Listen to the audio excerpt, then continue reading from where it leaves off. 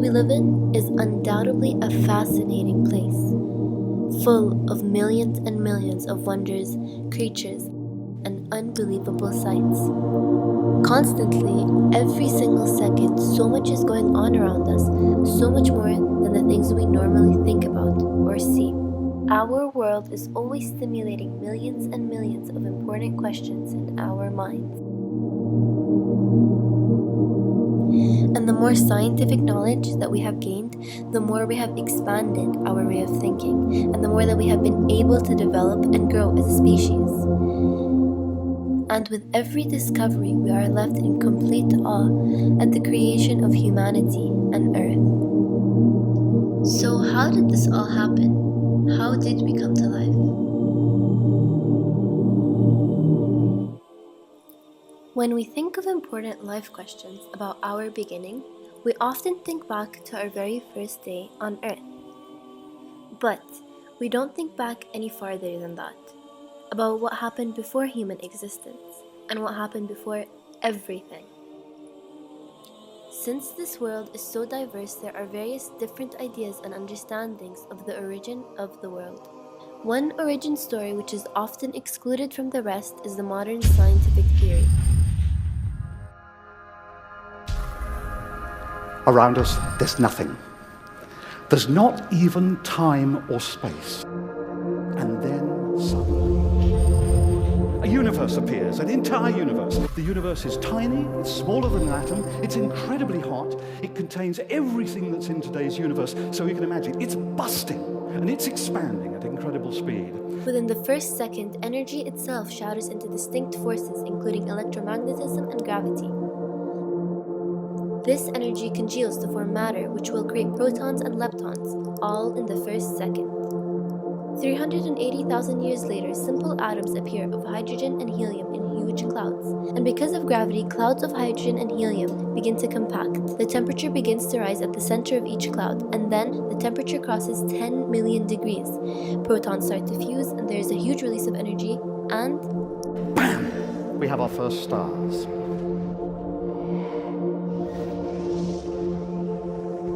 when large stars die, they create temperatures so high that protons begin to fuse in various combinations to form all the elements of the periodic table. Around young stars, all these elements combine, and they begin to form particles, they form asteroids, and eventually they even begin to form planets and moons. And that is how our solar system was formed 4.5 billion years ago.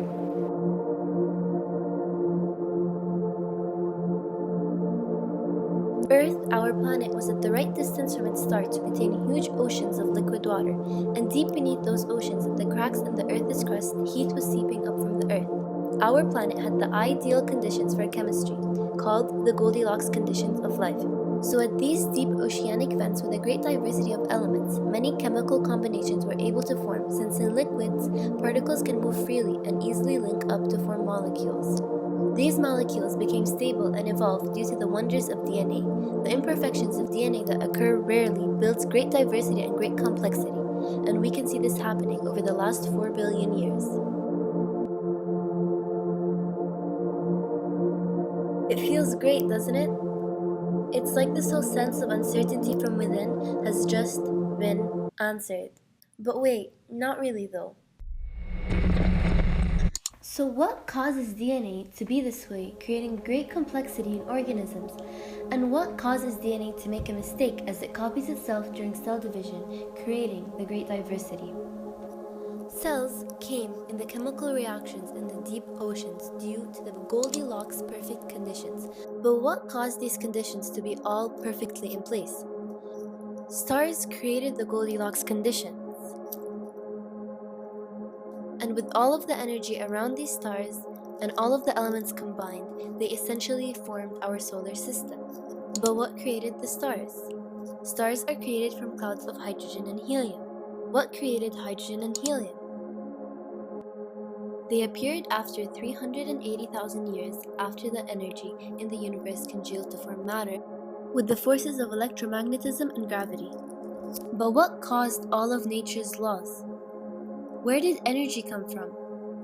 It came from the Big Bang. But what caused the Big Bang to happen? What caused the Big Bang to occur at that exact time 13.7 billion years ago? Was there absolutely nothing before the Big Bang? How did it happen on its own, and why did it happen? أولم ير الذين كفروا أن السماوات والأرض كانتا رتقا ففتقناهما وجعلنا من الماء كل شيء حي أفلا يؤمنون. The answer to the question of our origin in different Abrahamic faiths, such as the Islamic belief, does not contradict with the scientific origin story. The only difference is that God caused everything, and that God created all the conditions needed to be there for the Big Bang. And it all happened for a reason, and we all have a purpose. In an article called Cosmology and Faith, it tells us why science is so satisfying. Its mathematical principles bring together everything that goes on in the cosmos, and every occurrence science tells us must obey the basic laws of physics.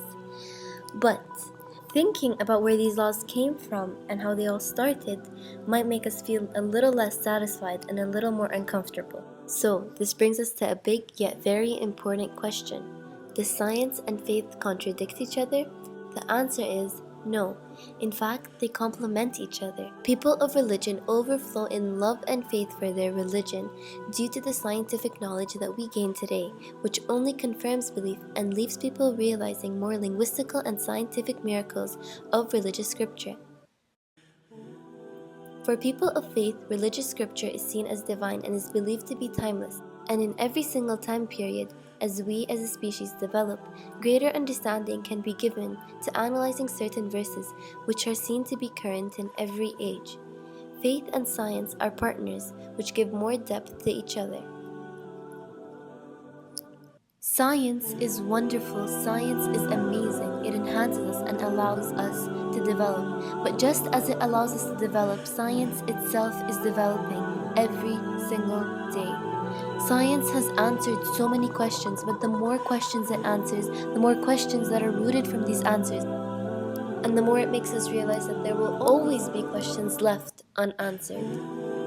So what we must do now is continue seeking knowledge and thinking deeply about ourselves and our purpose, and daring to ask big questions, because at least we owe that to ourselves.